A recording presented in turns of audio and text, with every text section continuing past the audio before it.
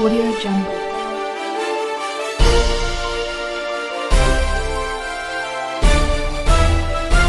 Audio Jungle.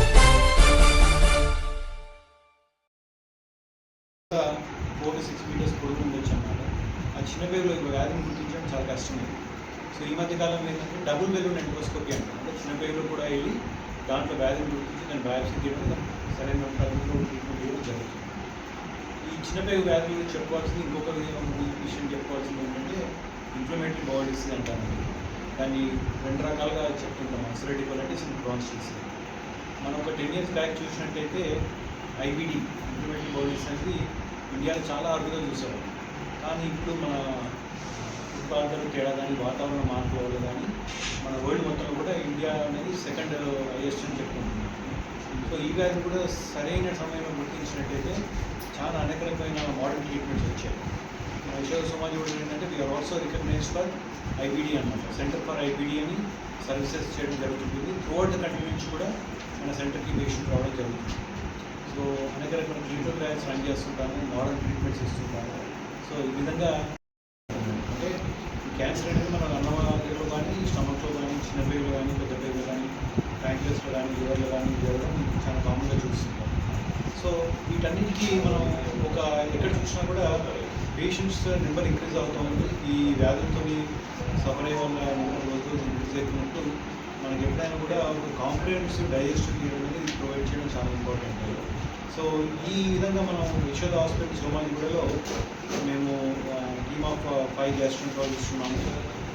హాస్పిటల్లో కూడా ఏంటంటే అధునాతనమైన ఎక్విప్మెంట్, ఎండోస్కోపిక్ ఎక్విప్మెంట్ కానీ అండ్ క్లినికల్ సర్వీసెస్ కానీ, స్పెషలిస్ట్ క్లినిక్స్ కానీ, especially inflammatory bowel disease clinic కానీ ఇవన్నీ కూడా మనం డిఫరెంట్ కన్సల్టెన్సీ ద్వారా మనం సర్వీస్ ఇవ్వడం జరుగుతుంది. ఇవే కాకుండా we are well supported with other specialities. అంటే గ్యాస్ట్రోంటాలజీ మన మెడికల్ గ్యాస్ట్రోంటాలజీ ఒకటే సరిపోదు అనమాట. పేషెంట్ సడన్గా సర్జరీ అవసరం పడవచ్చు, సడన్గా ఒక రేడియోలాజికల్ ప్రొసీజర్ అవసరం పడవచ్చు. సో ఈ సందర్భంగా ఏంటంటే మనకి very well experience surgical team కానీ, రేడియాలజీ టీమ్ కానీ, పెథాలజీ టీమ్ కానీ, ఇంటెన్సివ్ కేర్ టీమ్ కానీ సడన్గా పేషెంట్ బ్లడ్ వామిటింగ్తో వస్తుంటారు, చాలా సిక్ అయిపోతారు. సో అట్లాంటప్పుడు ఏంటంటే మనకి గ్యాస్ట్రోంటాలజిస్ట్ ఒక్కరు కానీ సరిపోదు అనమాట. మనకి ఇన్ఫ్రాస్ట్రక్చర్ కూడా అంత ఉండాలి. ఐసీయూ ఇంటెన్సివ్ కేర్లో అన్ని సపోర్ట్ చేసే విధంగా ఉండాలి. ఉన్నప్పుడు ఏంటంటే మనం కూడా గ్యాస్ట్రోంటాలజిస్ట్గా ఒక ట్రీట్మెంట్కి జస్టిఫై చేసిన వాళ్ళు ఉంటాం. సో ఇవన్నీ చూడడానికి యశోద హాస్పిటల్ సోమాజిగూడలో కాంప్రిహెన్సివ్గా సర్వీస్ ఇవ్వడం జరుగుతుంది. అన్ని రకాలమైన మన జీవకోశ వ్యాధులు కూడా సరైన విధంగా డయాగ్నోసిస్ చేసి సరైన పద్ధతిలో ట్రీట్మెంట్ ఇవ్వడం, ఫర్దర్ కాంప్లికేషన్ రాకుండా ఉండడం జరుగుతుంది. ఎండోస్కోపీ సర్వీసెస్ కూడా చాలా అధునాతనంగా పరికరాలు వచ్చాయి. ప్రొసీజర్స్ కూడా చాలా మోడర్న్ ప్రొసీజర్స్ వచ్చాయన్నమాట. ఇంతకుముందు ఏంటంటే మనం ఎండోస్కోపీ అనగానే ఓన్లీ మన అన్నవాహికల స్టమక్లో చూసి అల్సర్ డయాగ్నోసిస్ వరకు సరిపోయింది. కానీ ఈ మధ్యకాలంలో ఎండోస్కోపీ యూజ్ చేసే చికిత్సా విధానం కూడా చాలా రకాలుగా వచ్చాయి. బ్లడ్ వామిటింగ్ అయినప్పుడు అల్సర్ ఉన్నప్పుడు ఫర్ ఎగ్జాంపుల్ దాన్ని క్లిప్ చేయడం, బ్యాండింగ్ ద్వారా అన్నవాహికలో నరాలు వాపు వచ్చినప్పుడు దాన్ని బ్యాండింగ్ చేసి ఆ రక్త ప్రసరణ నిర్వహించడం.